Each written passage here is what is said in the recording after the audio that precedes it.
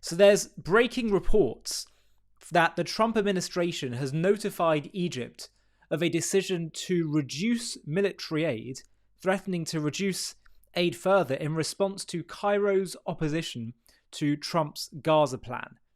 Okay, now, before I go into the detail of this story, let's just quickly review what happened over the last few weeks. Trump has come out with a proposal for what to do with Gaza, which is, he said, this place is going to be unlivable for 20 years, number one.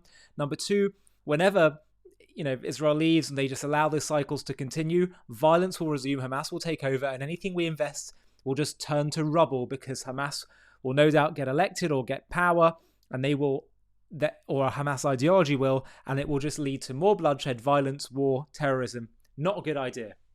So he proposed relocation of the Gazans to other parts of the many, many, many miles of land that exist in the Arab world, which of course would be the indigenous lands of the Arabs. The pro-Palestinian activists say they care all about the indigenous rights. Well, if you care about indigenous rights, that's actually their indigenous homeland, the Arab world. And it would also mean they don't feel they are at the forefront of this Arab and Islamist war against the Jews and the Jewish state. And I think is much more likely to create peace. This notion that we somehow have to keep doing the same old failed theories of the past, of two-state delusion, is just going to cause more bloodshed. And people say, oh, that you're sounding like a warmonger, or you're sounding radical by saying that. No, I actually think those that keep calling for the failed policies of the past, they are the warmongers. They are the ones that are going to cause more bloodshed. But what happened afterwards was Arab states got together and they had a summit just recently and they rejected Trump's plan. What do they say instead? We're going to reinvest billions and billions of dollars into Gaza. Brilliant. What a great idea. You don't think the exact same thing's going to happen again and again? First of all that money anyway will get into the wrong hands and will lead to more terror infrastructure as it happened last time. And secondly, even if, let's say, they do build it up and do build this wonderful new Gaza, which isn't going to happen, but let's just say they do, inevitably, it's going to turn to rubble because they will choose war against the Jews, and the Jews will rightly respond.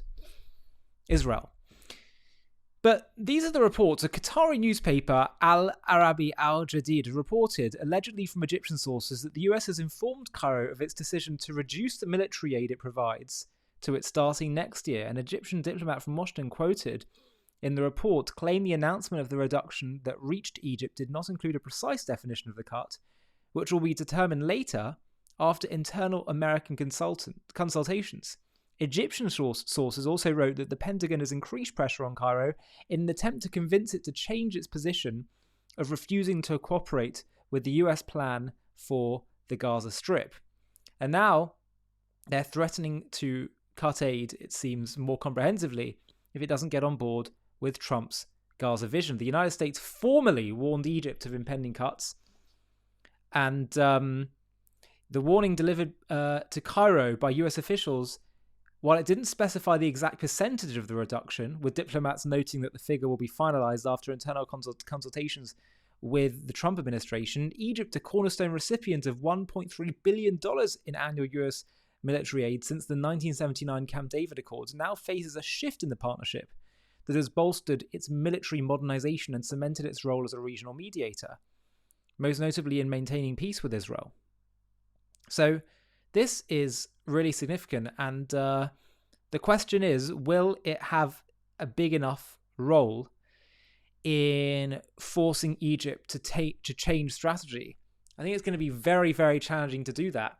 But then again, we're seeing with the Trump administration that whether it's with their efforts in Ukraine, pulling military aid there, they've brought, and whether, by the way, I'm not endorsing or opposing any policy here, I'm just telling you what seems to happen is we're seeing that American aid and leverage is having a very big voice, is having a very, very big influence on bringing people to the table.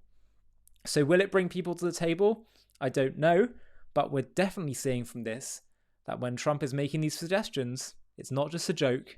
It's not even just a way to try and negotiate. He genuinely means it. And he wants to see it happen. Hi, thank you so much for watching. To watch another one, click here. To stay up to date with all our content, click here to subscribe. And if you're able to, you can help support JTV to grow and grow by clicking join below this video, where you can become a member and get perks including early access to videos and private live discussions with me. But most of all, you'll be partnering with us on our mission to change the world.